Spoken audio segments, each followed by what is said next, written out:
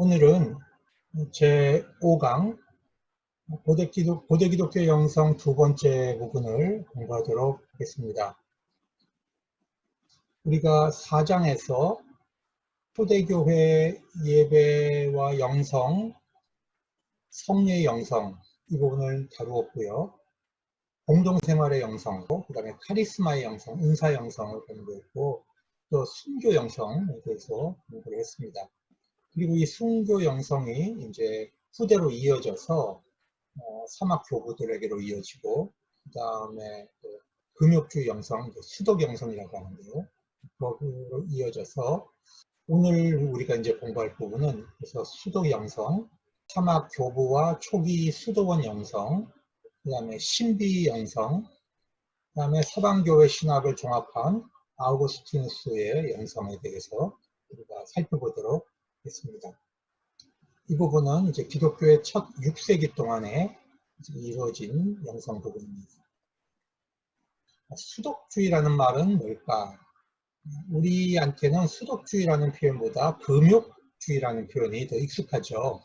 그런데 이 금욕주의라는 말은 어떻게 보면 좀 부정적인 의미가 굉장히 강합니다. 율법주의 냄새가 나고, 또 자기 편에서 이제 막 노력을 하고 하나님의 은총을 구하지 않고 내가 노력해서 거룩해지려고 하는 듯한 그런 좀 부정적인 느낌이 강한 것이 금욕이라는 표현이죠. 그래서 이제 영성사에서는 수덕이라는 표현을 이제 좀 많이 쓰고 로마 카톨릭 쪽에서도 이제 수덕이라는 표현을 사용을 합니다.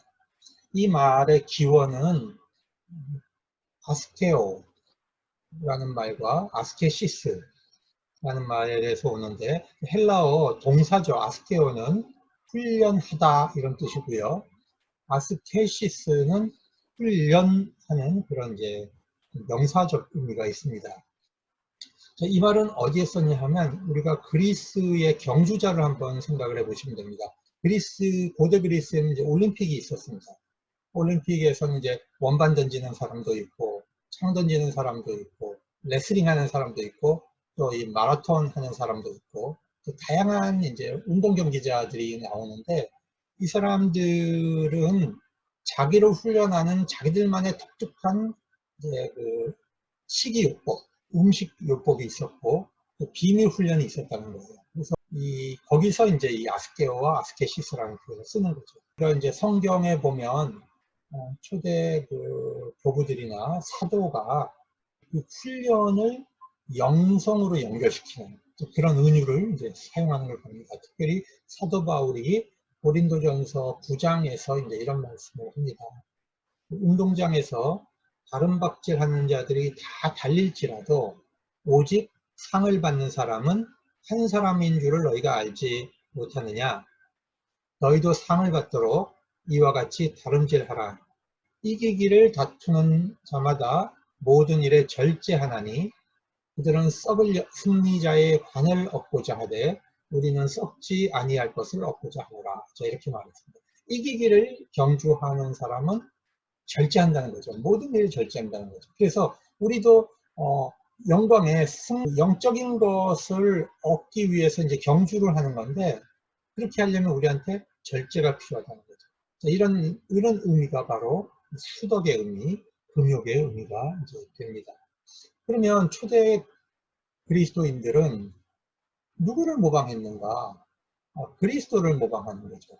예수 그리스도를 모델로 삼고 예수 그리스도가 살았던 삶을 그대로 문자적으로 이제 실천하자는 영적 훈련을 하게 되는데 그 중에는 많은 부분이 기도, 그 다음에 하나님의 말씀인 성경을 명상하는 훈련을 하고 또 암송하고 때로는 이제 금식하고 자, 이런 것을 통해서 영성 훈련을 하는데 그 영성 훈련이 인간의 노력만은 아니에요.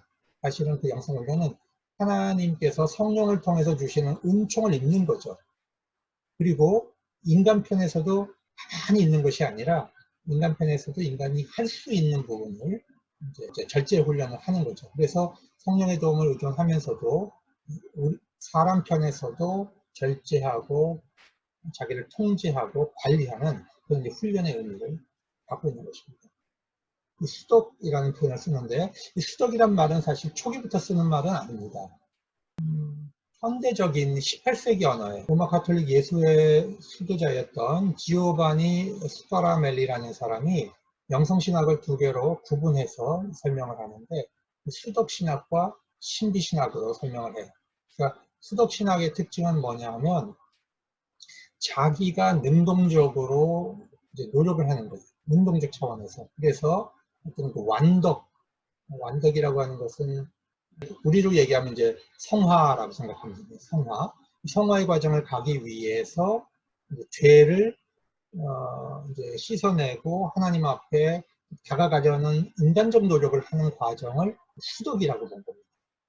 그러면 신비신학은 뭐냐 하면 이것은 인간 편에서 노력으로 되는 게 아니고 하나님 편에서 완전히 주도적으로 그 사람을 끌어올려서 하나님과 연합하게 하는 것을 신비라고 합니다. 그래서 신비신학은 하나님과의 연합, 관상, 이 높은 단계를 얘기하는 거고, 수덕신학은 관상으로 가기 위한 전 단계, 죄를 씻어내는 정화, 그 다음에 하나님께서 주시는 어떤 진리를 이해하는 조명, 이 단계를 이제 수덕의 단계로 보는 거고, 그 다음에 이제 신비의 단계로 보는 겁니다. 이것은 18세기에 와서 사용된 용어가 이제 수덕이라는 겁니다.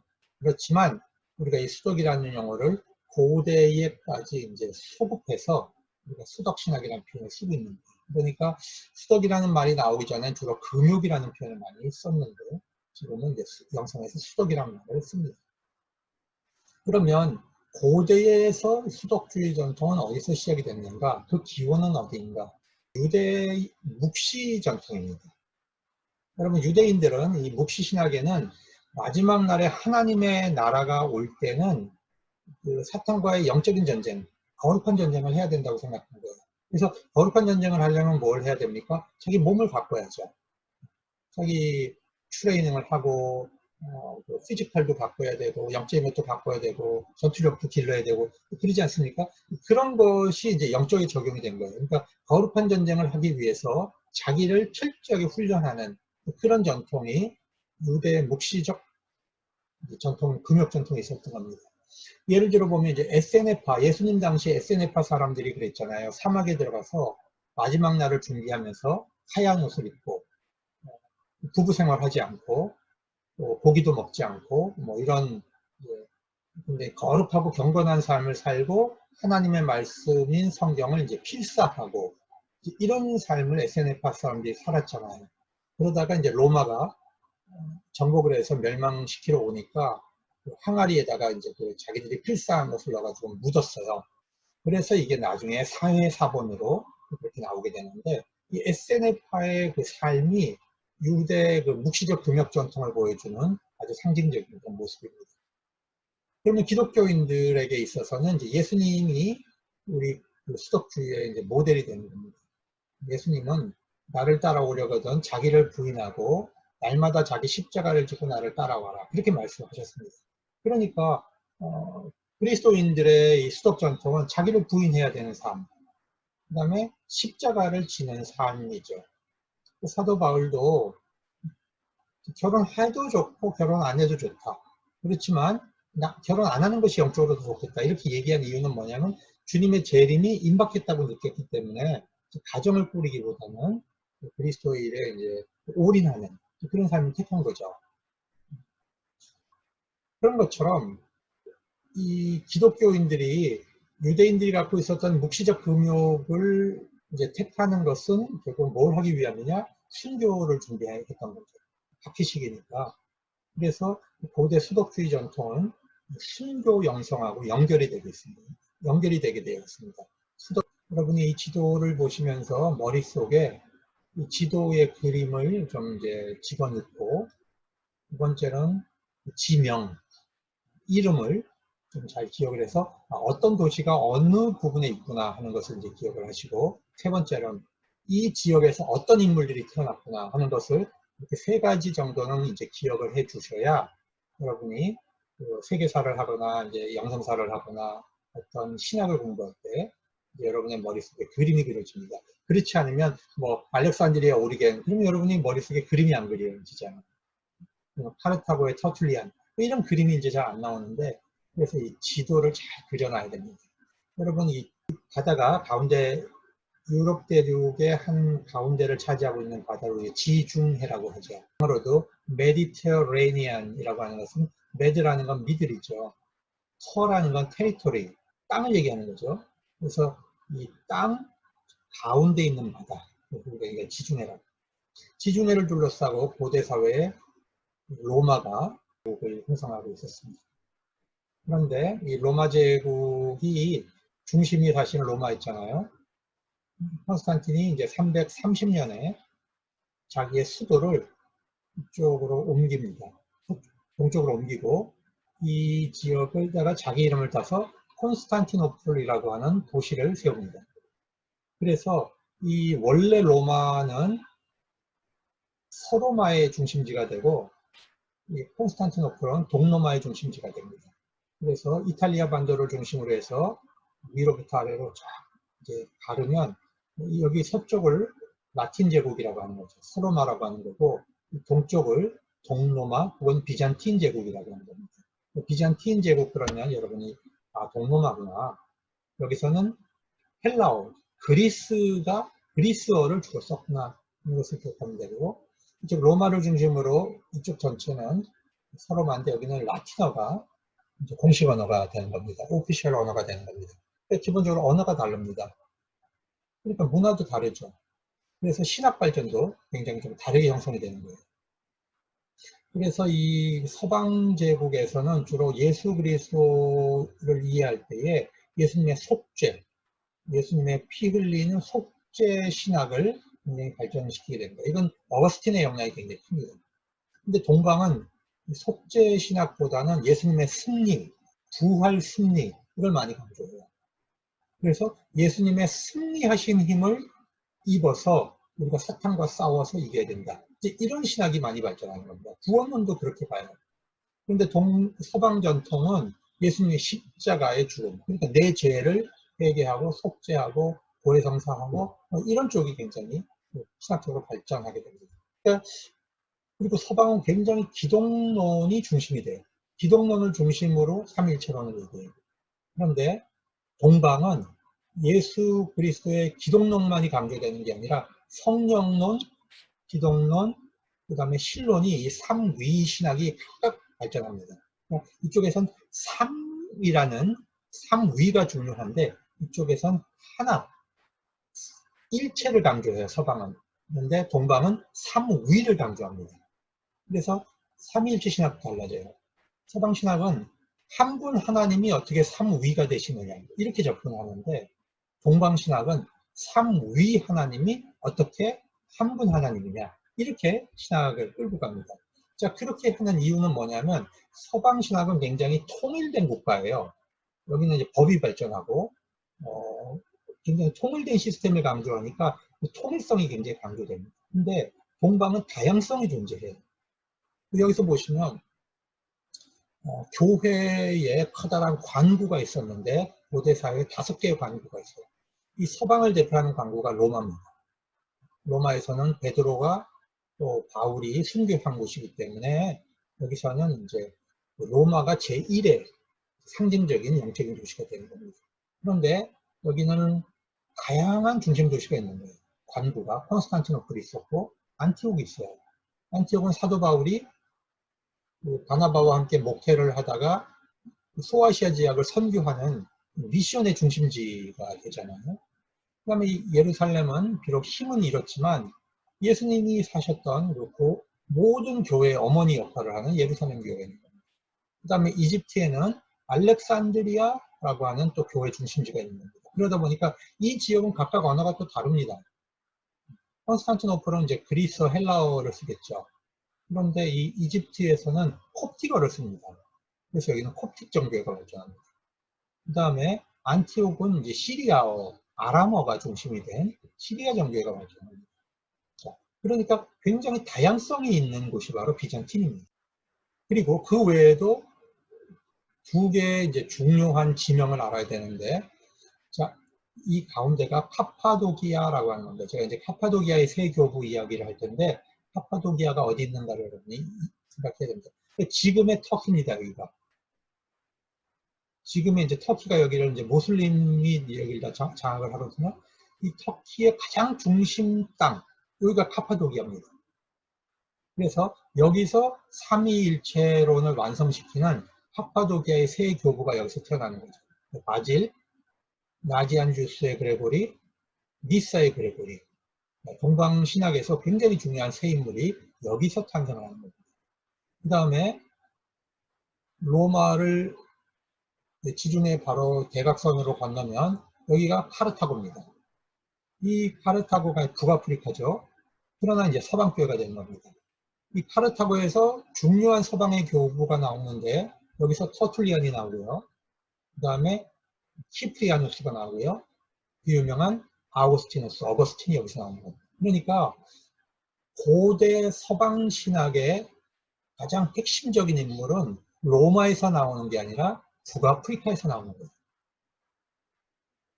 그 다음에 알렉산드리아가 또 동방신학의 이제 중심인데 여기도 북아프리카죠. 컨스탄티노플에서 나오는 게 아니라 여기서 나오는 거예요. 여기서 누가 나옵니까? 오리겐이 여기서 나옵니다. 그 다음에 클레멘트라고 하는 신학자도 여기서 나오죠. 그 다음에 아리우스와 싸웠던, 아리우스 이장과 싸웠던 아타나시우스라는 사람도 이 알렉산드리아에서 나오고, 그 다음에 사막 수도원의 아버지를 했던 안토니, 여기서 바로 알렉산드리아에서 나옵니다. 그러니까 고대 천년 시기의 중심 신학자들은 주로 어디서 나왔다? 아프리카에서 나온 거예요. 서방은 카르타고, 동방은 알렉산드리아에서 나옵니다. 그리고 알렉산드리아의 신학과 안티옥의 신학은 항상 대립적이었습니다. 동방하면서. 알렉산드리아는 신비적인 걸 좋아해요. 그래서 예수님의 신성을 강조합니다.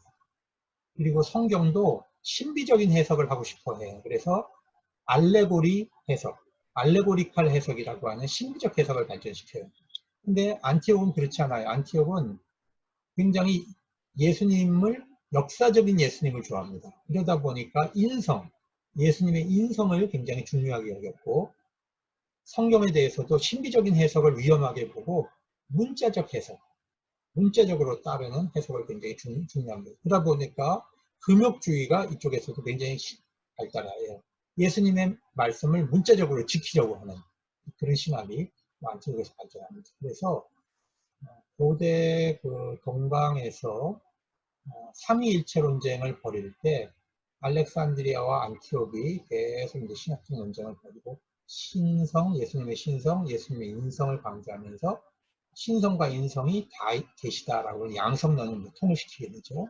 이런 그 삼위일체론과 기독론이 이쪽에서 발전하는 것을 기억을 하시기 바랍니다. 이 지도가 굉장히 중요하고 여기에 지리, 지명, 인명을 여러분 머릿속에 잘 담아두시기 바랍니다. 자, 이제 고대 교부들의 이제 수덕 영성을 이제 케이스별로 살펴볼게요. 자, 이제 알렉산드리아로 가봅시다. 머릿속에 그림을 그리실 수 있겠죠? 북아프리카 동쪽, 이집트, 그쪽에 알렉산드리아입니다. 여기서 이제 클레멘스라는, 클레멘트 혹은 클레멘스는 이제 금욕적인 훈련을 영적인 순교라고 여겼어요. 자기를 금욕하는데, 오리겐도 알렉산드리아 출신인데 이분도 굉장히 철저하게 금욕적 삶을 살아요. 아버지는 실제 순교자입니다.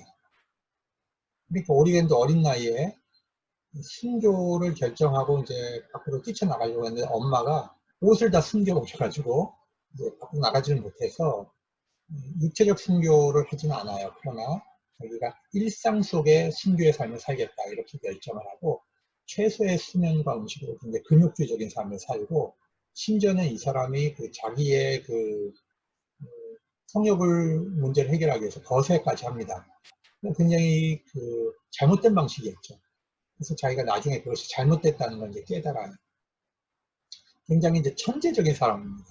16살 때부터 이제 신학적인 작품을 쓰기 시작을 했는데 얼마나 천재였는지 주변에 6명의 비서가 따라다니면서 오리겐이 한마디를 하는 걸 받아 적었답니다. 이렇게 받아 적으면 그냥 책이 되는 거예요. 그런 어마어마한 이 천재적인 인물이 바로 이 오리겐입니다. 그런데 이 오리겐의 이제 신학의 밑바닥에는 이 플라톤주의가 있어요. 신플라톤주의가 있습니다.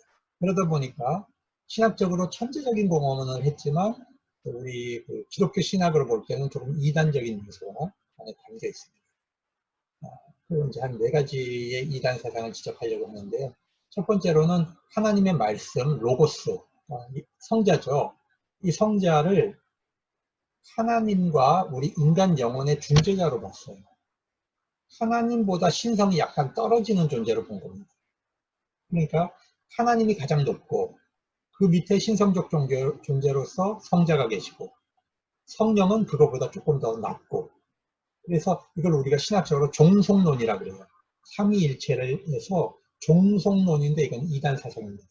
그래서 아리우스가 나중에 예수님은 피조물이다 이렇게 얘기를 하게 되는 이유가 바로 오리겐이 얘기했던 종속론을 받아들였기 때문에 아리우스 이단이 나오게 되는 것입니다. 그래서 그 부분이 이제 잘못됐어요. 그래서 말씀은 하나님을 관상하면서 신성을 얻고 우리의 영혼은 말씀을 관상하면서 하나님과 연합되는 길이 열린다. 이렇게 본 거예요. 그래서 예수 그리스도를 하나님으로 보지 않고 하나님과 우리 사이의 중재자로 보는 그런 이제 약점이 있었던 겁니다. 두 번째로 우리 영혼이 원래 하나님 안에 있었다고 본 거예요. 그래서 타락을 해가지고 물질 세계로 내려온 거죠. 그래서 이 물질 세계 안에서 깨끗하게 살고 자기를 잘 훈련하면 다시 하나님께로 복귀할 수 있다라고 보는 그런 심플라탄주의적 사상을 신학에 적용을 했어요. 그래서 구원은 뭐냐? 우리의 육체를 벗고 우리의 영혼이 하나님을 관상해서 위로 올라가서 신성을 회복하는 거예요. 그거를 구원이라고 본 거죠. 이건 기독교적 사상이 아닙니다. 그리고 세 번째로 우리의 영혼 혹은 지성, 같은 말입니다. 이것은 누스라고 하는 건데 헬라어로 영혼 지성이 원래 하나님과 본성이 같았다는 거예요. 그래서 영혼은 불멸하다. 영혼 불멸설을 얘기한 거죠. 근데 이거는 신학 사상에 틀린 겁니다. 우리의 영혼도요, 하나님의 피조물이에요. 우리 영혼이 원래 하나님과 본성이 같았던 것이 아닙니다. 영혼도 피조된 것입니다. 우리 모든 인간은 철저하게 피조된 것이지 하나님과 유사한 것을 우리가 갖고 있는 것이 아니에요. 근데 이 부분을 또 잘못 본 겁니다. 자, 그리고 네 번째로 오리겐에 있어서 문제점은 이중창조론인데 하나님이 영적인 세계를 먼저 창조하셨다는 거예요. 행복했는데 거기서 타락을 한 존재가 나온 거죠. 사탄이 나오고 인간의 영혼이 타락을 했죠. 그래서 이 타락한 존재를 훈련하기 위해서 물질 세계를 만드셨다라고 하는 이중창조론을 얘기한 거죠. 영혼 창조, 물질 창조. 자, 이런 것들이 오리겐에 있어서 잘못된 이단 사상이에요.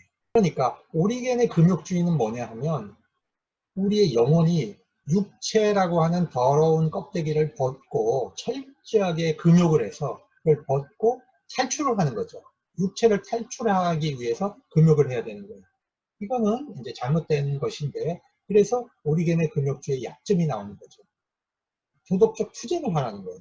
다음 단계로 상승하기 위해서 도덕적 투쟁을 하는 거예요. 이건 철저한 율법주의지. 그리고 오리겐의 약점은 뭐냐면 개인밖에 없어요. 여기는 공동체가 없어요. 자기가 투쟁을 해서 자기 영혼이 올라가는 거니까 이 교회 공동체라는 구조도 없고 이 안에는 신앙을 형성하는 어떤 공동체적 의미가 여기는 전혀 나타나지 않는 거죠. 율법주의예요. 자, 그렇지만 오리겐의 영향력은 후대에 그 신비주의, 미사일 그레고리, 디오니시우스, 수도원 등의 큰 영향을 미칩니다. 자, 우리가 중세에 가면 중세 영성은 크게 3단계 발전론을 이야기하는데 영성의 3단계 발전론. 그게 뭐냐면 정화라고 하는 것은 자기를 깨끗하게 씻어내는 거죠. 영혼이 점프를 하기 위해서 그 육체를 깨끗하게 훈련하고 씻는 과정, 이걸 정화라고 하는 거죠. 그러면 하나님으로부터 빛이 온다는 거죠. 진리를 알 수 있는 빛이 와요. 그걸 조명이라고 하는 겁니다. 그리고 그 조명에 따라서 순종하면서 하나님과 관상을 통해서 연합해가는 길이 열린다는 거죠. 이것이 중세 신비주의가 갖고 있는 3단계 상승론이에요. 근데 이것이 처음에 어디서 나오냐면 이 헬라 이제 문명 안에서 헬라는 이제 세 개의 학문을 얘기하는데 첫 번째 이제 윤리학, 그다음에 자연학, 형이상학 이렇게 3단계의 학문의 방법을 이제 가지고 있었어요. 그리고 윤리는 뭐냐 하면 결국 도덕이잖아. 그럼 자연은 뭐냐 하면 결국 그 자연 세계를 보게 해주는 거죠. 자연의 진리를 보게 하는 거고, 그 다음에는 형이상학, 굉장히 높은 단계로 가는 건데, 오리게는 이거를 받아들여서 도덕, 본성, 관상이라고 하는 이제 3단계의 발전론을 가져온 거예요. 그래서 도덕은 잠언에다 비유를 했고, 우리의 본성은 전도서에다 비유를 했고, 관상은 아가서에다 비유를 했어요. 그래서 잠언은 주로 무엇을 가르치냐 하면 도덕적인 걸 가르친다는 거예요. 우리가 어떻게 도덕적으로 살고 깨끗하게 살 것인가를 가르치는 거고, 전도서는 자연 만물을 보면서 그 안에 들어있는 하나님의 섭리, 자연의 이치를 보면서 하나님의 창조 세계가 주는, 창조주 하나님이 주시는 지성적인 능력을 키우는 게 바로 전도서라는 거죠. 본성을 훈련하는. 그 다음은 아가서는 뭡니까? 사랑의 관계죠. 이 신랑과 신부가 완전히 하나 되는 아주 밀도가 높은 그런 관계성이잖아요. 바로 우리의 영혼과 하나님 사이에 이 사랑의 관계, 완전한 신랑과 신부로서 연합되는 단계로 넘어가는 것, 그것을 이제 관상의 단계로 보는 거죠. 그래서 이제 오리게는 이제 그것을 그렇게 발전을 시킨 겁니다. 그런데 사막 교부 중에 한 사람이었던 에바고리우스라는 분이 있어요. 이 에바그리우스는 이걸 더 발전을 시켜요. 그래서 실천학, 자연학, 신학으로 학문을 3단계로 보면서 처음에 가장 우리가 밑바닥의 영성의 단계는 뭐냐면 평정의 단계라는 거죠. 뭐냐면 평정이라는 건 고요함을 찾는 거예요. 자, 헬라어로는 헤지키아라고 합니다. 헤지키아. 이건 이제 기억을 해두세요. 헤지키아라는 말 이제 써두세요. 이 평정이라고 하는 것은 우리의 그 의식과 삶 속에서 굉장히 시끄러운 것이 많습니다. 여러분 기도하려고 눈 감아 보세요. 별의별 게 다 들립니다. 머릿속에 별게 다 떠올라요. 우리의 그 마음 상태는요, 고요함을 못 견뎌요. 아기 때부터 지금까지 시끄러운 속에서만 살았습니다. 엄마의 소리, TV 소리, 또 친구들과 싸웠던 것, 우리의 불안한 감정, 여러 가지 복잡한 것들이 우리의 그 잔상에 남아 있습니다. 하나님 앞에 기도하려고 우리가 딱 눈을 감고 침묵을 하는 순간 우리의 영혼은 막 우주 방방곡곡을 다 돌아다닙니다. 한 곳에 있지 못합니다. 그러니까 영성가들은 이 평정을 뭐라고 부르냐면 우리의 영혼이 한 곳에 가만히 있는 것이라고 말했습니다. 여러분 기도를 하려면 한 곳에 있어야 되는데 막 돌아다니는데 우리 마음이, 우리 영혼이 기도가 안 되죠. 그러니까 우리가 택하는 방식이 뭐냐면 소리를 지르게 하는 거예요. 일반 교회에서 쥐야 소리 지르게 하는 거죠. 그래서 뭔가 이렇게 집중하는 방식으로 고도의 하이 피치를 내게 해서 집중하는 방식을 택하게 하는 거죠.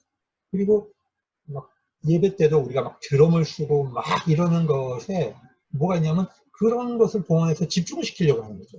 왜? 우리의 영혼이 산만하니까. 여러분 이게 정말 이런 방식이 정말 이것밖에 없느냐? 그렇지 않아요. 우리 영성세계 안에는 침묵으로 들어가야만 깊이의 세계 속에서 하나님을 만나요. 우리의 마음 안으로 들어가야 그 안에 계시는 하나님을 우리가 만나는데 우리의 개신교의 기도는 전부 시끄러운 쪽을 택하고 있는 거예요. 거꾸로 낮아지고 조용해지고 침묵하고 고요함으로 들어가는 그런 영성을 우리가 개발하지 못하고 있는 거예요. 그래서 우리 개신교인들이 좀 시끄러운 거 같아요. 가톨릭 애들은 너무 조용하고. 우리가 한번 그걸 잘 생각을 해볼 필요가 있습니다. 이게 평정이 되지 않으면, 내 영혼이 가만히 한 곳에 있지 않으면 침묵 기도는 절대 못하고 관상 기도는 절대 이루어지지 않습니다. 그래서 첫 번째 단계가 평정입니다. 헤지키아 단계.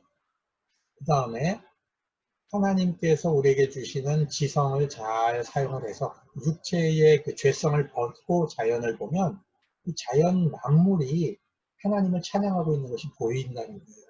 시편 기자들이 정말 잘 표현하잖아요. 모든 만물이 하나님을 찬양한다. 이게 보인다는 거죠. 그래서 우리가 잠시 삶을 멈추고 자연세계 안에 들어가면 찬양이 나오죠. 하나님을 찬양하게 되고 하나님이 함께 계심을 느끼고 그런 것이 뭐냐면 자연이 우리에게 주는 영성이거든요. 하나님께서 자연 속에 심어놓으신 하나님의 신비의 영역이 그것이 비록 구원으로 우리를 이끌지는 못하지만 하나님의 존재를 깨닫게 하는 놀라운 일이 자연 안에 있기 때문에 자연 세계를 보는 영성이 생깁니다. 다음은 이제 하나님과의 연합의 단계죠. 이렇게 에바그리우스가 설명을 했어요. 이것이 중세에 가서 디오니시우스라는 사람이 이거를 이제 자기의 신비신학 안에서 정화, 조명, 연합이라는 구조로 도식화합니다. 자, 우리가 알렉산드리아의 주교 아타나시우스는 아리우스라는 이단과 투쟁을 한 사람입니다. 아리우스는 예수님을 피조물로 본 거예요. 그러니까 예수님을 피조물로 보면 우리의 구원이 다 망가지는 거죠. 그래서 아타나시우스는 여러분 이제 1학년들은 잘 모르시겠지만 세계교회사 배우다 보면 니케아 콘스탄티노플 신조라는 것이 있어요. 381년에 만들어지는 것인데 이것이 정통 신조입니다. 그 니케아 콘스탄티노플 신조 안에서 예수님이 하나님이라는 것을 옹호하게 돼요. 하나님과 예수님은 본질이 같으시다. 육신을 입은 하나님을 이제 옹호하게 되는데 왜 성육신이 중요한가? 자, 우리는 속죄구원론이죠. 예수님이 우리의 죄를 다 지시고 예수님이 이루신 의로움을 우리가 덧입음으로써 믿음으로 덧입음으로써 우리가 이제 구원이 이루어진다라고 하는 그 속죄구원인데 개신교는 그걸 이제 이신칭이라고 표현해요. 믿음으로써 주님의 의로움을 우리가 인정받게 되는 믿음으로써 우리가 주님과 연합을 해서 주님의 의로움을 하나님이 우리 안에서 보시고 우리를 의롭다고 인정하는 그게 이제 이신칭의 구원론이에요. 그런데 로마 카톨릭은 성화 구원론이거든요. 하나님께서 주신 은총을 받아서 인간 편에서 하나님 앞에 선하게 살려는 노력을 통해서 성화되는 과정, 이건 이제 구원으로 보는 거죠. 근데 동방정교에서는 신화 구원론이 있어요. 이것은 뭐냐면 우리 안에 있는 하나님의 형상은 완전히 죄로 인해서 깨져나갔습니다.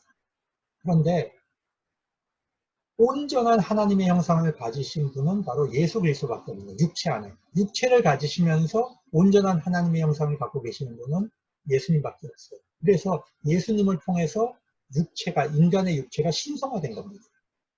그러면 예수를 믿는다는 건 뭐냐? 동방정교회 사람들에게 바로 예수 그리스도를 믿음을 통해서 예수님처럼 우리의 몸이 신성화되는 단계로까지 발전하는 거예요.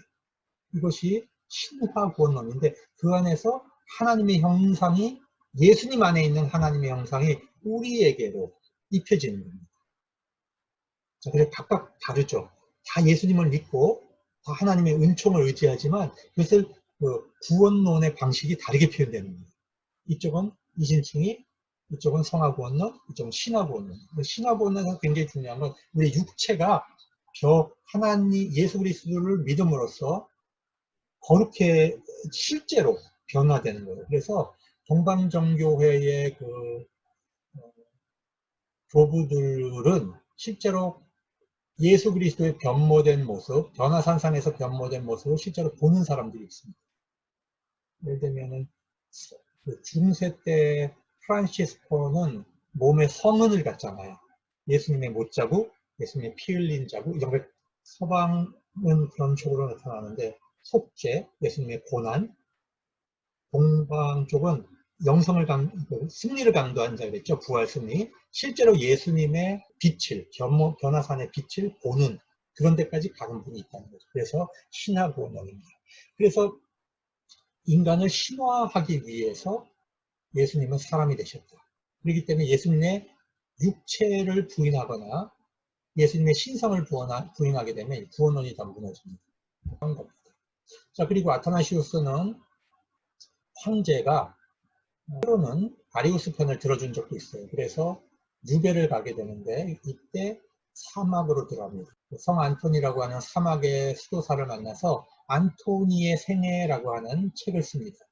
이것이 바로 고대 수독주의의 모델이 되는데 이것은 고대 수독주의는 자기가 도덕적인 개발을 하는 게 아니라 예수님이 주신 승리를 받아서 예수님의 승리를 힘입어서 사탄과 싸우는 그것이 바로 고대 수독주의의 모델이었습니다.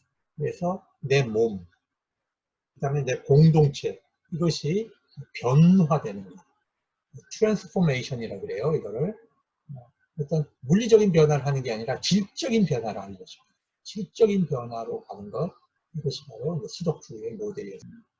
에바그리우스는 어디 출신이냐면 콘스탄티노플 출신이고요. 사막에 들어와서 오리겐도 만나고 바질도 만나고 나지안주스의 그레고리한테도 배웠고 마카리우스라고 하는 이제 사막 교부한테도 배웁니다. 그래서 이분이 이걸 이제 종합을 해요. 그래서 수덕 생활을 발전시키는데, 자, 생각을 해보십시오. 고대 그 사막의 수도자들은 물질을 갖고 있지 않습니다. 아무것도 갖고 있는 게 없어요. 그래서 물질의 유혹은 절대 받지 않습니다. 아무것도 가진 게 없는 사람들이니까 물질의 유혹을 받을 일이 없어요. 근데 무슨 유혹을 받을까요? 생각으로 유혹을 받아요. 사탄은 생각을 통해서 수도사들을 유혹을 합니다. 그러니까 이분들에게 있어서 수덕투쟁이라는 건 결국 뭐냐면 물질과의 투쟁이 아니라 악한 생각과의 투쟁이죠. 그래서 에바그리우스의 글들을 보면 이 악한 생각과 전투하는 것에 대한 책이 많이 나오는데, 그래서 아까 얘기했던 제일 중요한 게 평정이다. 그 다음에 자연을 통해서 하나님을 만나고 하나님과 직접 영적으로 만나고 이런 단계로 발전합니다. 제가 좋아하는 파트는 이 부분인데, 에바그리우스는 굉장히 오리겐의 영향을 받아서 제가 그림을 잠깐 그리겠습니다.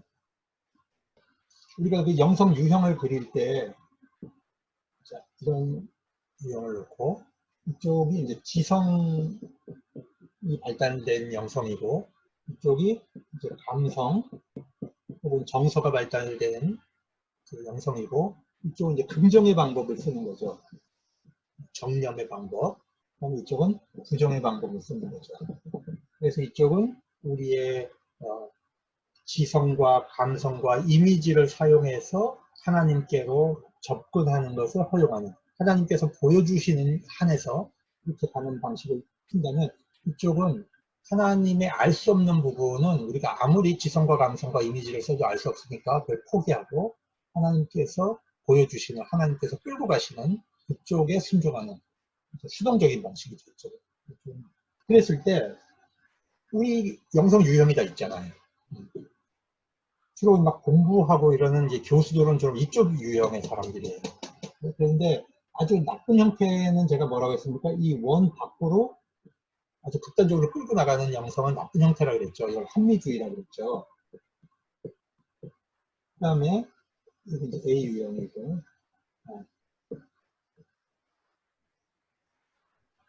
저기 B 유형, 이쪽 C 유형, D 유형이었죠. 그랬을 때 이쪽의 가장 나쁜 형태는 뭐라 그랬죠? 이 체험주의에 빠지는 거. 극단적 경건주의. 자기가 체험한 것만 믿는 이런 게 아주 나쁜 형태죠. 그럼 이쪽은 이제 보행주의로 가는 거죠, 나쁜 형태가. 그 다음에 이쪽은 이제 정적주의라는 것인데, 정적주의는 자기는 아무것도 안 하는 거예요. 하나님한테 다 맡겨놓는 그런 식이에요. 그런데, 그래서 좋은 영성은 이 안쪽으로 들어가는 거죠. 내가 개인 유형의 영성을 갖고 있더라도 이 안쪽을 지향하면은 좀 다른 영성에 대해서도 마음이 열리고 지평융합을 할 수가 있게 돼요. 그런데 이쪽 끝으로 나가버리면 지평융합을 못하고 아주 편협한 영성을 갖게 됩니다. 그래서 이게 도움이 되지 않는 영성이죠. 그래서 안으로 돌아가는 영성을 갖는 거죠. 그런데 오리겐 같은 유형은 주로 이쪽 유형이 있어요. 이쪽. 지성을 굉장히 중요한데 에바그리우스는 이쪽 유형입니다. 이쪽. 부정의 방식을 쓰면서도 지성적인 것을 추구하는 이런 방식의 유형이 에바그리우스 유형. 그래서 에바그리우스는 굉장히 지성주의적인 영성을 추구하면서도 하나님에 대해서 우리가 알 수 없다고 본 거예요. 그래서 부정의 방법을, 영성적 방법을 굉장히 이제 선호해서 무념적 관상기도, 긍념적 방식을 쓰는 게 아니라 무념적, 무정념, 부정의 방식으로 관상기도하는 그런 기도법을 많이 발전시켰습니다.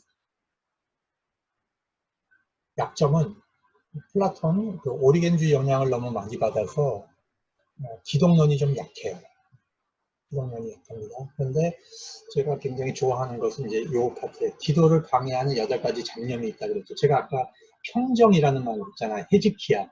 헤즈키야를 들어가야 침묵기도가 되는 것인데 그러면 기도를 방해하는 것이 8가지가 있다는 거예요. 잡념이. 그게 뭐냐? 제일 밑바닥에 있는 것이 이제 육체적인 것이고, 두 번째가 우리의 정서적인 부분이고, 세 번째가 영적인 것을 방해하는 3가지 단계가 있는데, 첫 번째 단계는 욕심입니다. 너무 음식을 탐하는 거. 찔리는 사람들 있죠. 너무 이렇게 음식을 탐하는 거가 기도에 방해가 된다는 거죠. 자기가 절제하고 음식에 대해서 자기가 통제할 수 있어야 되는데 음식만 보면 의지를 상실해버려요. 그냥 달려들어. 자, 이러면 그건 음식에 대해서 절제가 안 되는 사람은 이 기도를 방해받는 거예요. 많이 먹고 뻑뻑대고 기도가 안 되는 거예요. 그 다음에 성적인 것. 성적인 것에 못 이겨내는 사람들. 기도가 방해받는다는 거죠. 그 다음에 물질에 대한 화면. 이 3가지는 우리의 기도를 방해하게 된다. 그런데요, 우리 기독교인들은요, 어느 정도 신앙이 성숙하면 이 3가지는 이겨내요. 이겨냅니다. 훔쳐갈 수 있습니다. 그런데 더 어려워지는 것은 우리가 감정의 영역으로 들어갔을 때 감정의 영역을 우리가 못 이겨내는 사람들입니다. 사실 우리가 이 욕망의 영역은 신앙적인 차원에서 이겨내는 그리스도인들이 많이 있는데 자기 내면 세계를 들어와서 보이지 않는 영역 있잖아요. 우리 안에 숨겨져 있는 분노 있습니다. 제 안에 있는 분노. 저는 이 분노가 어디서 형성이 됐나를 가만히 생각을 해보니까 물론 어렸을 때도 제가 성장 과정에서 좀 분노가 있었는데 20대를 살 때 전두환 치하에서 군합발에 짓밟혀 본 경험이 굉장히 많아요. 끌려가서 내맞고 그랬을 때 이 정치적인 세력에 대한 분노가 굉장히 저는 많아요. 이게 제거를 하자면. 그래서 정치적인 사안이 나오면 이 페북 같은데 댓글을 이제 자꾸 달게 되거든요. 제가 이제 이 부분에 대해서 자꾸 이제 내면을 이제 돌이켜 볼 때 뭐냐면 제 안에 용서되지 않는 분노가 있는 거예요. 전두환 국민을 그렇게 사륙하고도 권력을 잡고도 지금도 자기 주변 세력들하고 떵떵거리고 살고 있는 그 사람들, 그 세력에 대한 분노가 제가 이제 안에 있어요. 이게 물론 이제 뭐 그건 한 가지 예인데 또 분노뿐만이 아니라 이건 이제 비판의식으로 또 나오죠. 또 하나는 비판의식이 다 나쁜 건 아닙니다. 건강한 비판은 괜찮은 겁니다. 그리고 나태해질 때 우리가 기도가 되지 않는다는 겁니다. 그러면 나태한 사람들은 기도 되지 않아요. 그런데 더 무서운 게 있다는 거지. 더 무서운 게 뭐냐면 우리 안에 있는 교만함, 영적 교만. 이 교만함은 하나님께서 전혀 그 기도를 들어주시지 않았는데 내 기도가 상달됐다고 착각해요. 그리고 남들을 지적질하고 남들을 가르칩니다. 영적으로. 이게 진짜 무서운 영적 교만이죠. 그러니까 우리 안에서 기도, 하나님과 영성관계를 파괴하는 것이 육적인 단계, 정서적 단계, 영적 단계에 있는데 우리가 그거를 착각을 하고 내가 하나님하고 관계가 지금 잘 되고 있다고 그렇게 오해하는 경우가 많아요. 그래서 저는 이걸 잘 한번 살펴볼 필요가 있다고 생각합니다. 우리 여러분이 신학교 올 때는 물론 이제 첫 번째 단계에서도 이게 이제 해결이 안 돼서 허덕이는 이제 우리 학우들도 있을 거지만 이 부분은 우리가 이제 어느 정도 그리스도를 위해서 내놓겠다라고 하고 온 거예요. 신학교 올 때. 근데 우리 내면 세계에 들어가서 이게 잘 안 보이는 거예요. 내 안에 있는 기도를 막는 하나님과의 관계를 막는. 그래서 우리가 나 자신을 먼저 돌아켜보는 영적 훈련이 됐으면 좋겠어요. 그래서 바로 그 에바그리우스의 책에서 제가 굉장히 좋아하는 파트가 나 자신을 분석하게 해준 이 부분이지 않더라도 굉장히 도움이 되는 부분입니다. 자, 좀 쉬고 공부를 하겠습니다. 여러분.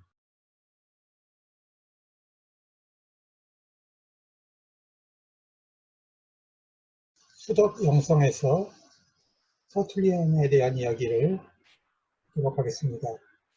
서방교회 북아프리카 출신인 터툴리안은 2세기에서 3세기를 살았고 서방 삼위일체 신학의 기초를 놓았습니다.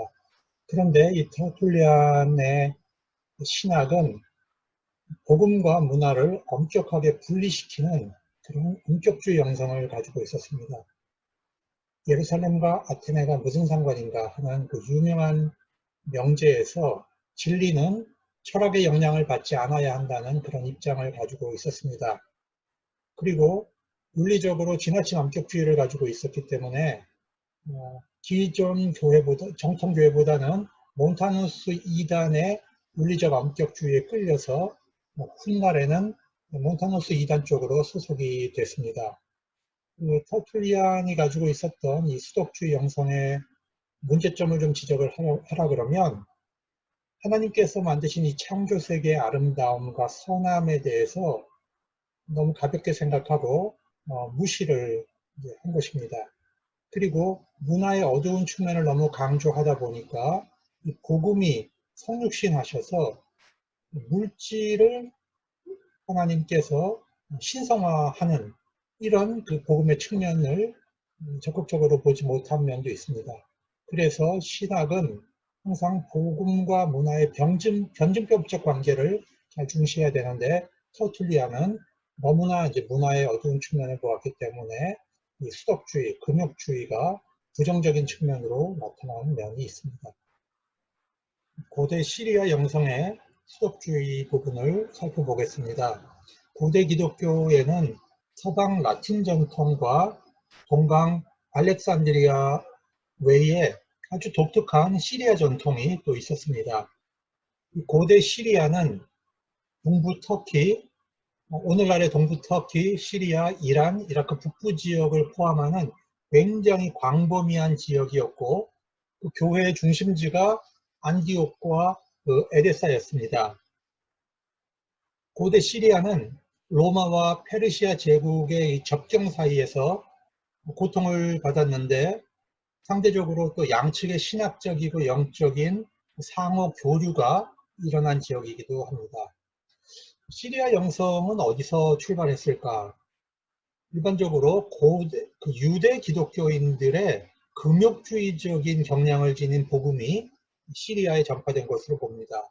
그래서 시리아 기독교의 그 초기 문서인 도마행전과 솔로몬의 성가 같은 것은 아주 굉장히 강한 금욕주의적 요소를 지니고 있습니다. 도마행전에는 아주 그 독신이 이제 강조되고, 금욕적인 생활을 하는 사람을 아주 그 성령 충만한 사람으로 보는 특징이 있습니다.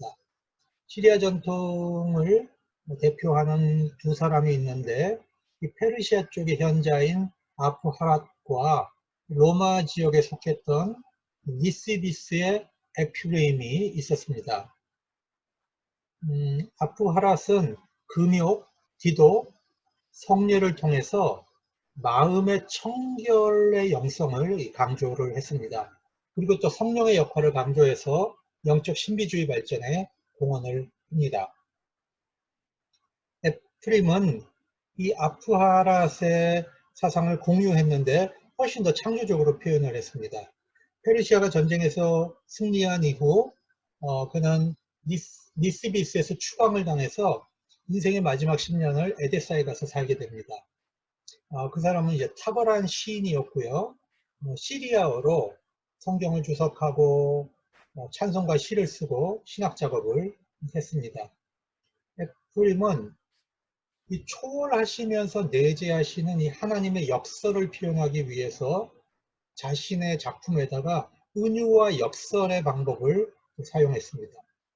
하나님은 우리가 접근할 수 없고 알 수도 없지만 그리스도의 삶 속에서 주어지는 유형과 상징을 통해서 이해될 수 있다고 본 것입니다.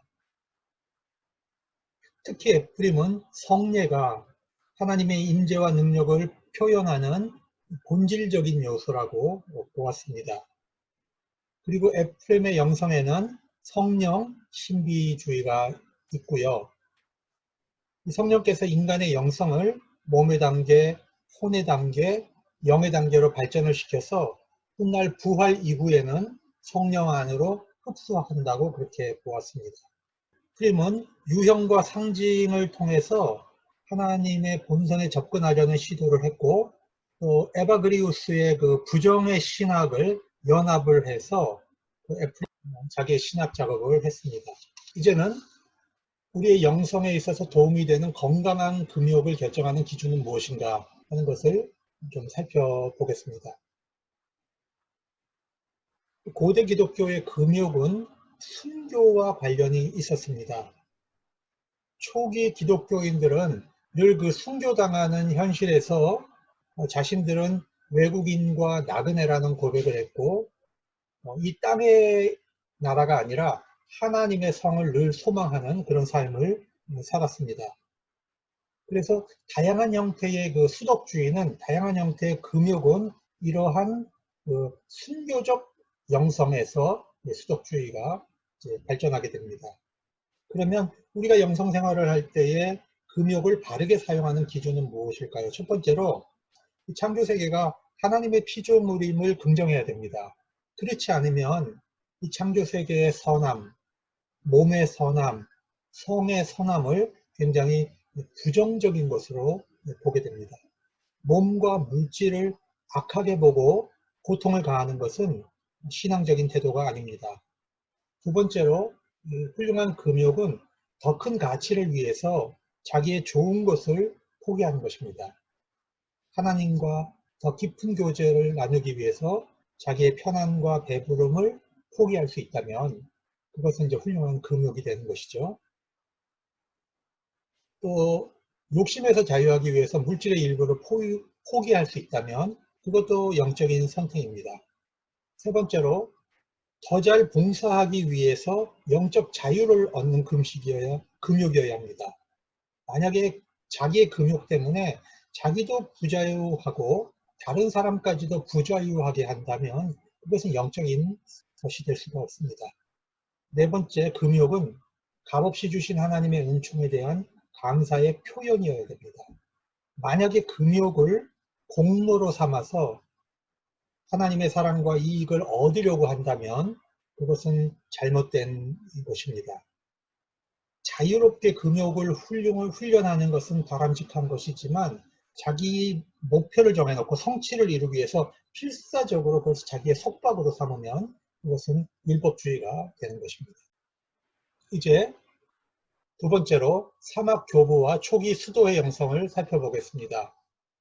기독교가 국가에서 공인이 되고 392년에는 국교화가 됩니다. 그 과정에서 기독교는 니케아 신조를 이제 발표했고 또 니케아 콘스탄티노플 신조를 발표해서 삼위일체 신앙을 확정지었습니다.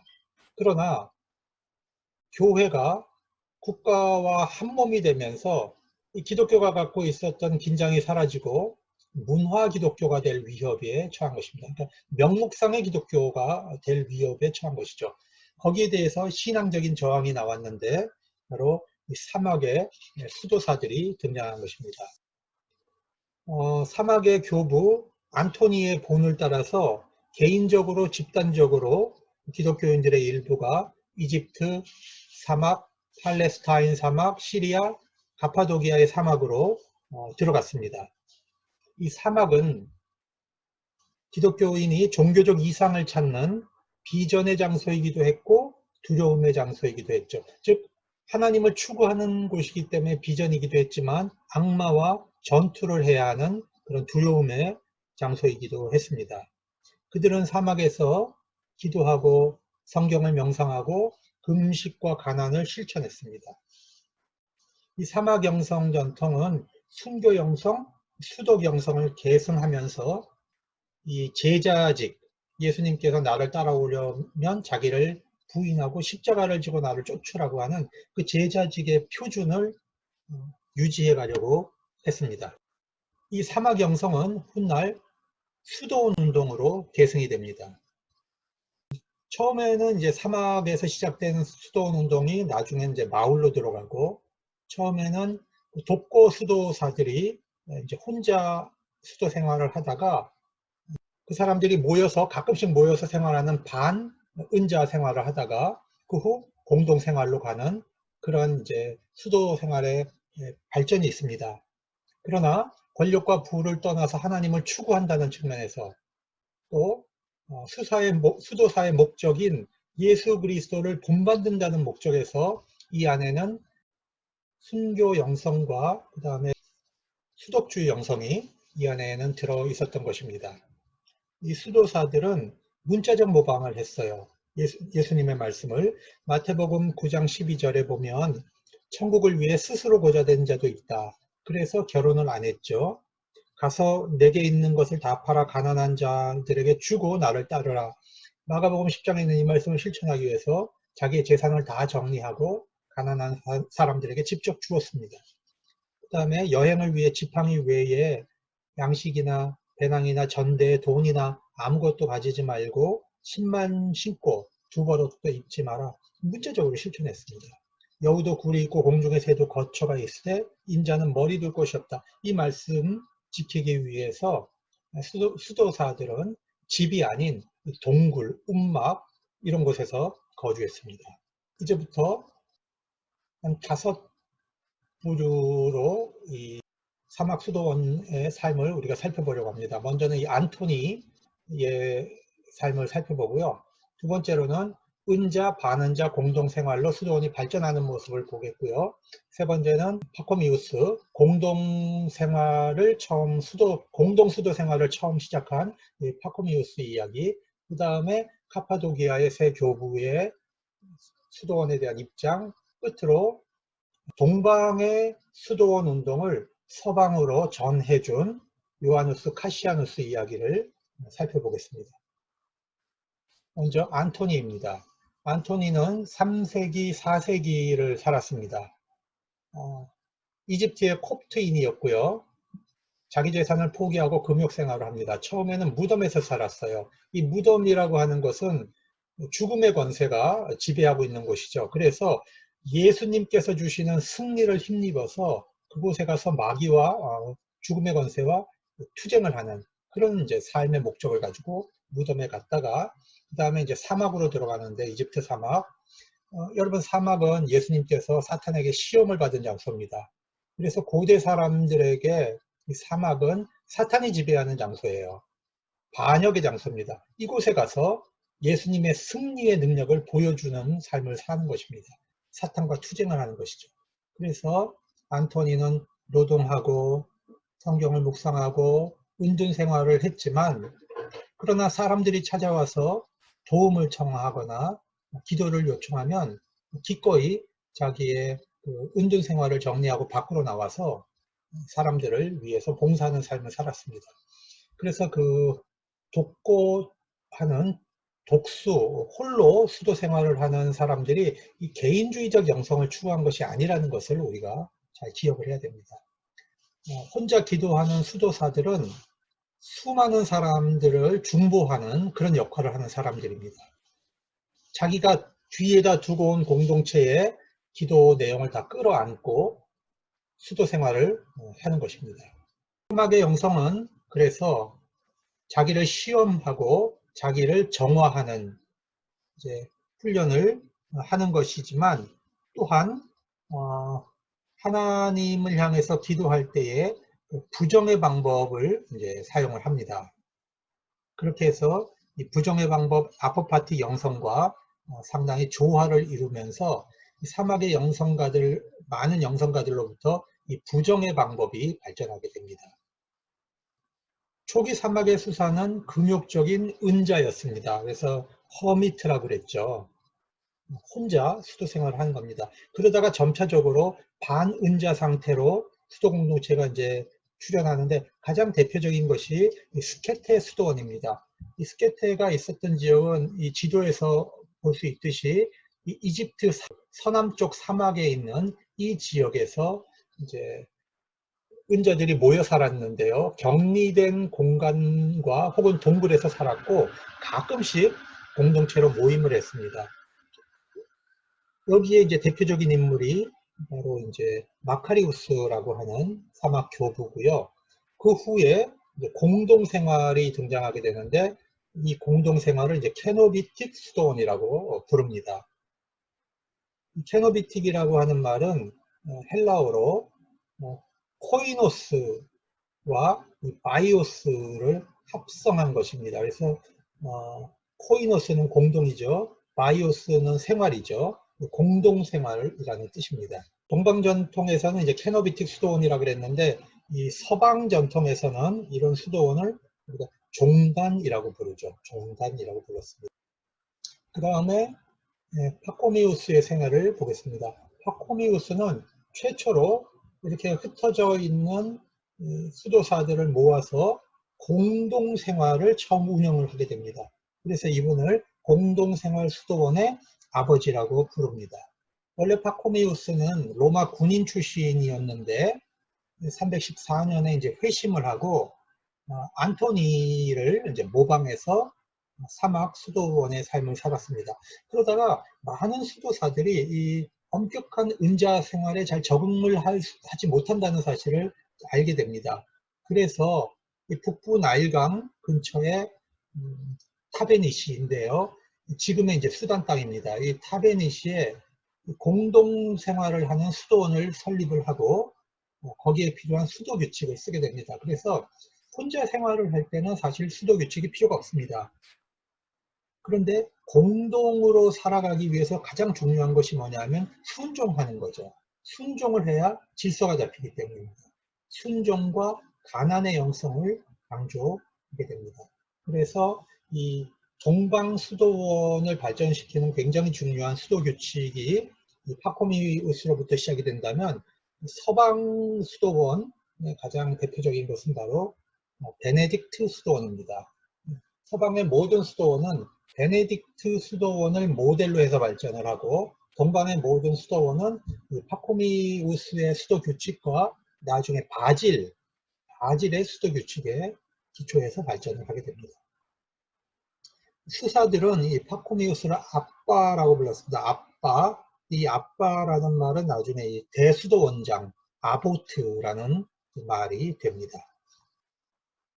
카파도기아의 새 교부에 대해서 공부를 하겠는데 여러분에게 보여드리는 이 사진은 이콘이라고 합니다. 동방정교에서 이 이콘은 영성에서 굉장히 중요한 역할을 합니다. 우리가 이제 다음 시간에 배우겠는데요. 이 이콘은 실제로 나와 천국에 있는 이 성인들을 연결시켜주는 윈도우, 어떤 창문의 역할을 하는 그런 것입니다. 단순한 그림이 아니고 이 이콘을 통해서 동방정교회 교인들은 여기 이콘에 입을 맞추기도 하고 자기를 그래서 동방정교회 교회에 가면 그 천장에 가장 큰 돔이 있습니다. 근데 그 돔 안에는 창조주이신 예수 그리스도의 이콘이 그려져 있습니다.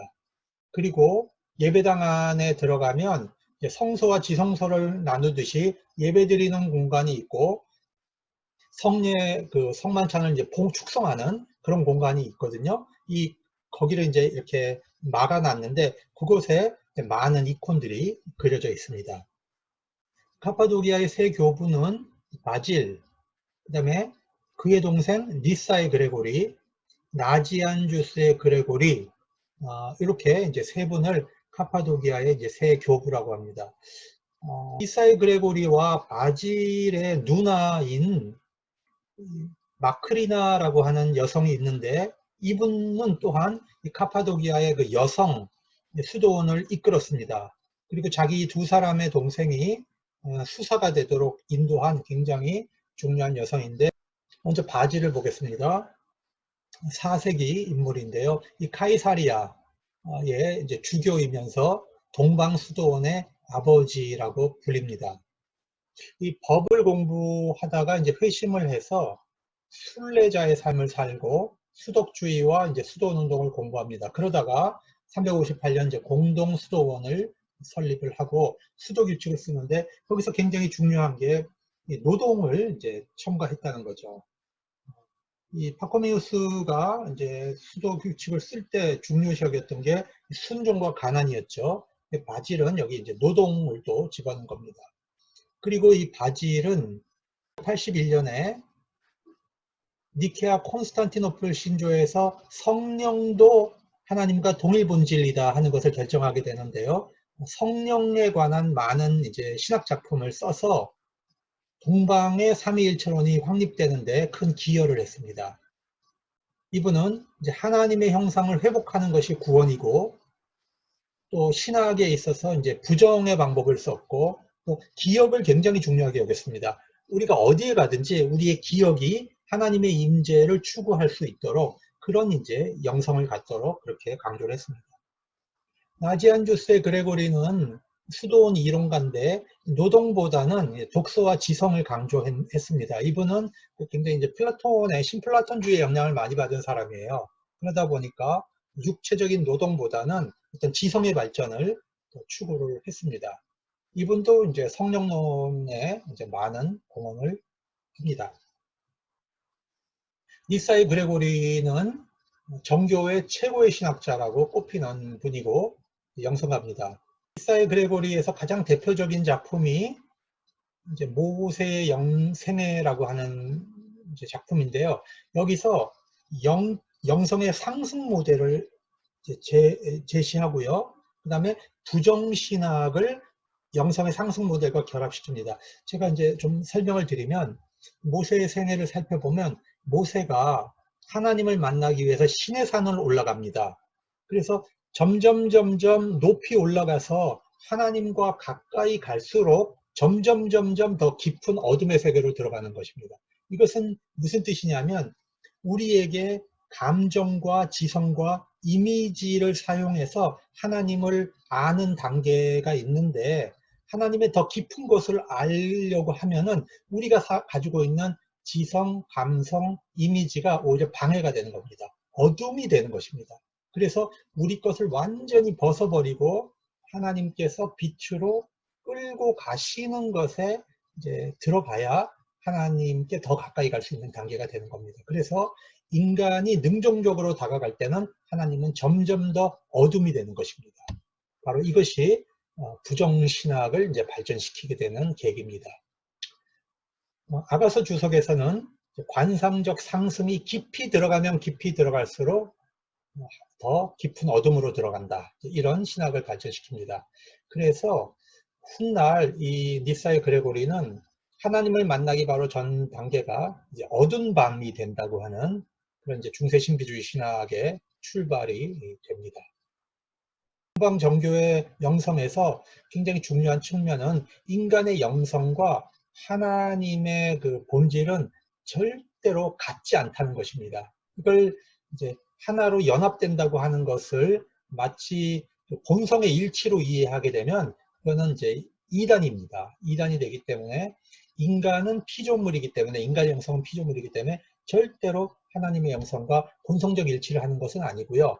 하나님께서 보여주시는 그것을 이제 인간의 영성이 맛보고 그것을 이제 변화되는 이런 단계를 이제 연합의 단계로 설명하는 것이지 하나님의 본성과 인간의 영혼이 완전히 일치돼서 정체성을 상실하는 것 그것은 이제 이단 영성입니다. 자, 카시아누스는 루마니아, 지금의 루마니아에 해당하는 이제 소스키디아에서 출생을 했고요. 베들레헴에서 이제 또 이집트 스케데 공동체에서 이제 영성 훈련을 받다가 이제 로마로 가게 됩니다. 이 마르세유 스페인인가요? 예, 이 서방교회 안에다가 이집트식 이제 동방신학을 동방수도원을 이제 설립합니다. 그래서 동방이 가지고 있었던 이 부정신학을 그다음에 동방의 수도원을 서방에 전달하는 그런 중요한 역할을 하는 사람이 카시아누스입니다. 지금부터 신비주의가 뭔지를 설명을 하겠습니다.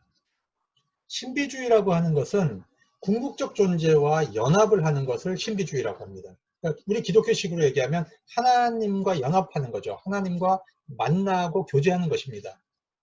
그런데 이거를 우리가 이제 미스테리라고 하잖아요. 미스티시즘, 미스테리 이렇게 표현을 하는데 그 말 미스테리온이라고 하는 말이 이제 생기게 되는 어원이 헬라어 무오라는 뜻입니다. 이거는 숨긴다는 뜻이에요. 고대 그리스에 있는 모든 그 종교들은 신비 종교가 많았습니다. 자기들만의 비밀 그 진리를 갖고 있는데 그걸 숨기고 있다는 뜻에서 이 무오라는 말이 나왔는데 여기서 미스테리온, 미스테스라는 말이 나오게 됩니다. 근데 기독교 신비주의는 이 그리스 신비주의와 굉장히 다릅니다. 이단적 신비주의는 신과 우리 영혼이 완전히 연합이 돼서 본질적으로 하나가 되는 거죠. 본성이 하나가 되는 겁니다. 우리의 영혼은 절대로 하나님의 본성과 하나가 될 수가 없죠. 그렇기 때문에 기독교에서 얘기하는 신비주의는 하나님과의 영적 교제, 인격적으로 사랑하는 관계로 들어가는 것을 우리가 연합이라고 표현하는 거지, 교제로 표현하는 것이지, 완전히 연합해서 정체성을 상실하는 그런 연합은 아니라고 하는 것입니다. 자, 우리가 이제 신비주의를 얘기할 때 유대 묵시 문학에서 얘기하는 신비는요, 하나님의 숨겨진 계획을 얘기할 때 신비라고 했습니다. 헬레니즘에서는 아까도 얘기했듯이 신비 종교가 자기들만이 갖고 있는 비밀 진리, 이거를 신비라고 얘기했는데, 초대 교회는 이 신비를 그렇게 이해하지 않았어요. 모든 신비는 하나님께서 우리를 향해서 그리스도 안에서 계시하시는 것이 신비입니다. 즉 하나님의 계시는 숨기는 것이 아니고 하나님의 계시는 우리에게 알려주시는 것이죠. 그래서 우리만이 비밀 전수한다, 이렇게 얘기하는 것은 이단 사상입니다. 기독교의 신비는 예수 그리스도 안에 나타나는 것이고요. 그것은 모든 사람을 향하여 개방되어 있고 열려 있는 것입니다. 초대교회에서 신비는 세 가지로 이해를 했습니다. 첫째, 성경, 둘째, 예배, 세 번째, 관상과 경험의 기도입니다. 첫째로 기독교 초대교회의 신비 이해는 성경의 영적 의미를 뜻하는 것이었습니다. 건강한 신비는 성경 안에 숨어있는 영적인 의미를 뜻하는 것입니다.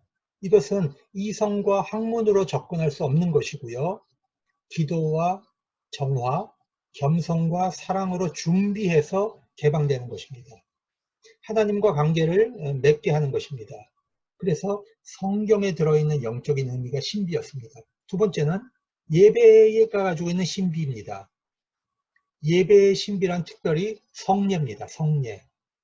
세례 성만찬에 나타나 있는 그 신비, 그리스도와 연합하는 것을 통해서 그 생명을, 예수 그리스도의 생명을 경험하는 것이 바로 신비였습니다.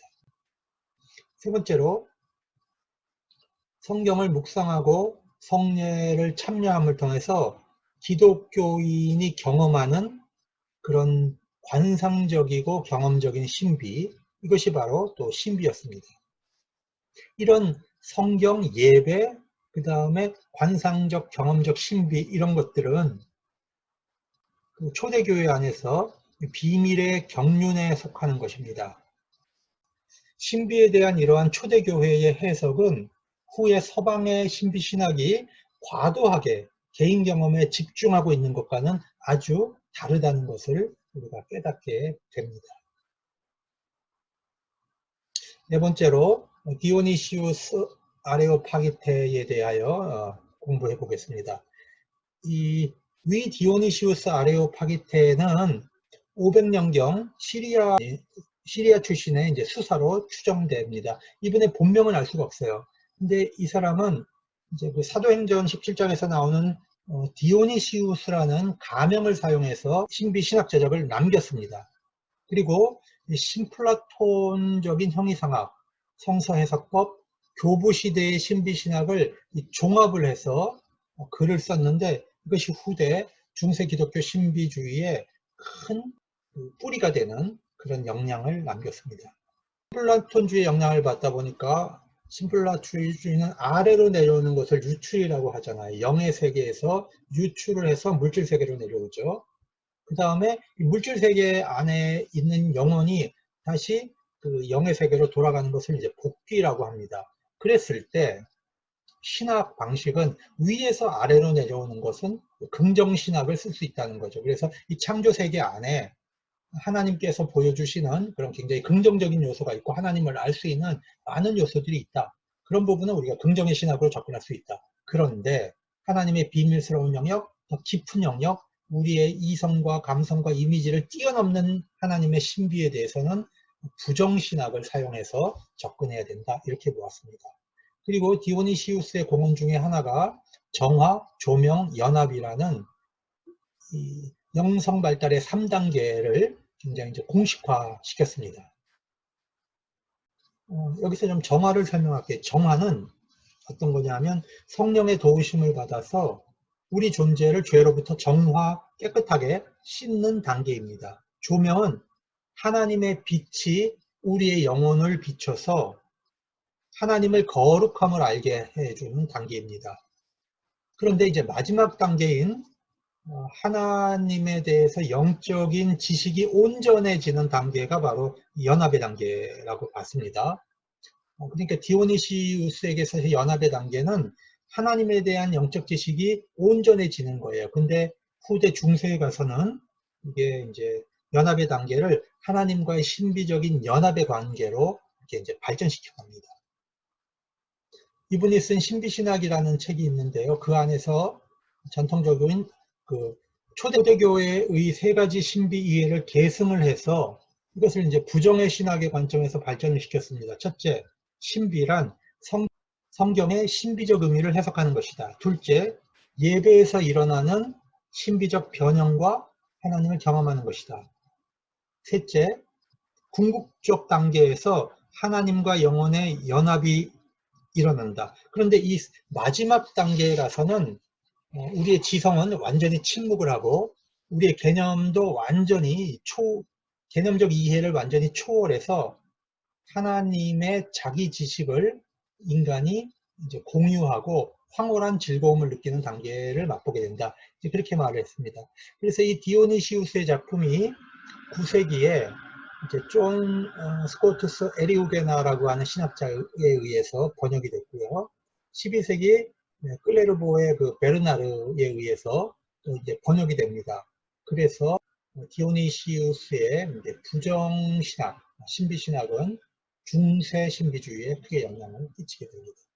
특별히 이제 이 마이스터 에크하르트라고 하는 독일의 신비주의자, 그 다음에 십자가의 요한이라고 하는 16세기 스페인의 신비주의자에게 큰 영향을 끼칩니다. 아우구스티누스, 이제 어거스틴에 대해서 공부를 하겠습니다. 4세기와 이제 5세기 초반을 살았던 분입니다. 어거스틴의 영성의 특징은 은혜의 영성입니다. 이분은 이제 펠라기우스와의 그 신학적 논쟁을 하는 과정에서 은총의 신학을 발전시켰죠. 그러다 보니까 이 모든 것을 이제 하나님의 은총의 관점에서 보게 되는데 창조, 하나님의 창조, 이거는 인간을 향한 하나님의 은혜입니다. 모든 인간을 향한 은혜입니다. 성육신, 이것도 우리를 구원하시려고 하는 하나님의 은혜입니다. 그리고 두 번째는 어거스틴의 신학은 철저하게 기독론 중심의 양성이에요. 그래서 삼위일체를 설명할 때도 기독론을 중심에 놓고 삼위일체를 설명을 합니다. 특별히 이 시기 4세기, 5세기 초반에는 기독론과 삼위일체론이 굉장히 논쟁이 많이 일어나던 시기잖아요. 그래서 이때는 이제 서방 신학은 기독론을 중심에 놓고 삼위일체론을 발전시킵니다. 또 교회론도 마찬가지예요. 모든 교회는 그리스도의 몸으로 보는 거죠. 그런 신학을 발전시켜서 그리스도의 몸된 교회를 깨트리지 마라, 분열시키지 마라. 이건 이제 도나투스하고의 논쟁에서 이런 신학이 나오게 되죠. 세 번째, 어거스틴의 영성의 이제 또 하나의 특징은 이제 사랑의 영성입니다. 여기서 이제 라틴어로 아마데움 에트 빡 꾸오드 비스라고 했는데 하나님을 사랑하라, 그리고 네가 원하는 것을 하라, 이제 이런 뜻입니다. 그러니까 무슨 얘기냐면 하나님을 진실로 사랑하게 되면 무슨 일을 하든지 그것이 하나님을 위한 일이 된다는 뜻이죠. 하나님을 진심으로 사랑하면 무슨 일을 행해도 그 행해지는 일들이 다 질서가 잡히는 일을 하게 된다는 거죠. 그래서 사랑의 질서가 굉장히 중요하다고 봤습니다. 어거스틴은요, 이제 사랑의 질서가 있는데 제일 먼저 하나님을 사랑해야 되고, 그 다음에는 사람을 사랑해야 되고, 그 다음에 동물을 사랑해야 되고, 식물을 사랑해야 되고, 마지막에 광물을 사랑해야 된다. 이게 사랑의 질서다. 이렇게 말을 했습니다. 그런데 이 말이 고대시대에 너무도 당연한 거 아니야? 이렇게 들릴 수 있지만 오늘날로 한번 비교를 해서 오늘날 사람들이 살고 있는 사랑의 질서를 한번 살펴보면 사람들이 제일 좋아하는 것이 뭡니까? 광물입니다. 다이아몬드이고요. 골드, 금이고요. 결국 그게 뭐냐? 돈입니다. 돈을 제일 사랑합니다. 그 다음 사람들이 사랑하는 게 식물을 사랑합니다. 그래서 요즘에 그 먹방 이런 게 많잖아요. 배를 사랑하죠. 먹을 것이 있다면 어디 뭐 좋은 맛집이 나왔다 그러면 그 많은 수고와 시간을 들여서 찾아가서 그걸 먹습니다. 그리고 사람들이 세 번째로 사랑하는 것이 애완 짐승들입니다. 사람은 뭐 배신을 한다나요? 그래서 애완동물들이 더 사랑스럽다는 거죠. 동물을 더 사랑합니다. 사람보다. 그 다음에 사람을 사랑하고 끝으로 하나님을 마음에 두기를 싫어하죠. 이게 현대인들의 사랑의 질서입니다. 바로 어거스틴이 얘기했던 것과는 정반대의 질서를 가지고 있는 것을 봅니다. 그 다음에 어거스틴의 영성의 굉장히 중요한 특징 중에 하나가 내면의 세계로 순례 여행을 해 들어갑니다. 고백록에서 이런 말을 합니다. 내가 하나님 안에서 쉼을 얻을 때까지 나의 마음에는 안식이 없었습니다. 그렇게 고백을 합니다.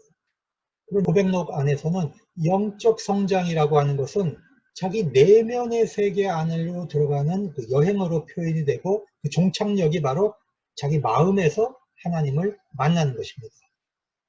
요한복음 주석에 보면은요, 우리가 하나님을 만나는 장소가 어디냐면 자기 내면의 마음이에요. 거기에서 인침이 있고 정체성을 발견합니다. 그래서 그 마음을 잘 지키고 보존하라고 말을 합니다. 여기서 너의 마음, 우리의 마음이라고 하는 것은 이기적인 자기 추구가 아니고 하나님의 형상이 감추어져 있는 우리 마음 안에서 자기를 발견하라는 것이죠. 그래서 내면의 세계로 들어가서 자기를 깊이 들여다보는 그런 영성을 추구한 것입니다. 어거스틴의 영성의 또 하나의 특징은 공동체적입니다. 어거스틴은 비록 자기의 내면적인 것을 굉장히 중요하게 여겼지만 개인주의적 영성을 추구하지 않았습니다. 그는 기독교인의 실존은 공동체적이라고 보았습니다. 창세기 주석에서 가장 나쁜 죄, 가장 사악한 죄는 무엇이냐? 자기 울타리를 치는 것이라고 그렇게 보았어요. 아담이 죄를 지은 이후로 자기 울타리를 치잖아요. 아담과 하와가 서로 자기를 가리잖아요. 자기만의 세계를. 이거를 죄성으로 본 겁니다. 그리고 어거스틴은요, 이제 수도원적 영성 안에서도 이 공동체 영성을 가져왔습니다. 평신도들끼리 모일 수 있는 수도원을 이제 발전시켰고요. 그 다음에 사제들, 목회하는 그 사제들 안에 수도원 제도를 가지고 들어와서 사제들도 수도 생활을 할 수 있도록, 공동체 생활을 할 수 있도록 그렇게 이제 발전을 시켰습니다. 1244년에 이 어거스틴 수도원이 세워질 때에 이제 그 수도 규칙에 뭐라고 썼냐 하면 하나님 앞에서 한 마음과 한 뜻을 가져라 이런 이제 말을 수도 규칙 안에 넣게 되는데 이것은 바로 어거스틴의 정신을 바로 집어넣은, 바로 살려낸 그런 말씀입니다. 어거스틴이 가지고 있었던 신비신학을 한번 살펴보겠습니다. 정교회의 신비신학의 모델은 정화, 조명, 연합이라고 하는 상승 모델이었습니다. 그리고 하나님께 다가가면 다가갈수록 우리의 지성과 감성과 이미지는 하나님에 대해서 알 수 없게 된다라고 하는 그런 부정의 신학을 발전시켰죠. 그런데 어거스틴의 신학은 굉장히 내면적인 신학이라고 제가 말씀을 드렸습니다. 내면적 영성이죠. 그런데 어거스틴에게는 이 상승 모델이 또 결합되어 있습니다. 어거스틴이 회심을 하고 밀라노에서 회심을 하고 어머니와 함께 이제 고향으로 돌아가기 위해서 항구에 있을 때 자기 어머니 모니카와 함께 신비 체험을 합니다. 하늘로 끌어올려져서 하늘의 체험을 하는 거예요. 그리고 엄마는 세상을 떠나고 자기는 이제 깨어나서 고향으로 돌아오게 되는데, 그래서 자기 내면으로 파고 들어가는 그런 영성과 함께 위로 올라가는 그런 영성이 결합이 되어 있습니다. 근데 첫 번째로는 자기 내면을 성찰하는 거죠. 자기 지성을 정화하는 과정은 내면을 성찰해서 들어가고, 그 다음 위로 올라가는 그런 이제 영성 발달을 이제 추구하게 됩니다. 먼저 내면을 추구하게 되면 누굴 봅니까? 자기 안에 있는 하나님의 형상을 발견하게 되죠. 그리고 그 형상을 발견하고 이제 하나님을 추구하는 그런 이제 방향을 택합니다. 그리고 정교회가 추구하는 신화는요, 하나님의 형상을 우리가 되찾는 거잖아요. 예수 그리스도 안에서. 그러면 우리의 몸과 우리의 그 영적 상태에 변형이 일어난다고 봅니다. 이걸 트랜스포메이션이라고 하는데요. 영성에서 이 변형이 일어난다고 보는 거예요. 그런데 이 서방 신학의 어거스틴이 생각하는 신화됨은 조금 달라요. 예수 그리스도가 신성을 가지고 인간의 본성에 들어오셨잖아요. 성육신 하는 것처럼. 그래서 인간도 인성을 가지고 그리스도의 본성에 참여한다고 보는 거예요. 그러니까 무슨 변형이 되는 것보다는 우리의 인성을 그대로 가지고 예수 그리스도의 본성에 참여하는 존재인데, 이것은 은혜로 양자됨을 통해서 일어나는 것이다. 이렇게 보았어요. 그런 면에서 서방 쪽의 이 신비주의 신학과 동방 쪽의 신비주의 신학이 상당히 차이가 발생하고 있다. 그것을 볼 수가 있는 것입니다. 예수님은 본성상 하나님의 아들이고, 우리는 하나님의 아들로 받아들여지지만 양자됨을 통해서 받아들여진다. 그러나 이제 은혜로 우리는 예수 그리스도와 공동의 상속자가 된다. 이런 주장을 합니다. 자, 이것으로서 제5강 고대 기독교의 영성 제2부 강의를 모두 마치도록 하겠습니다.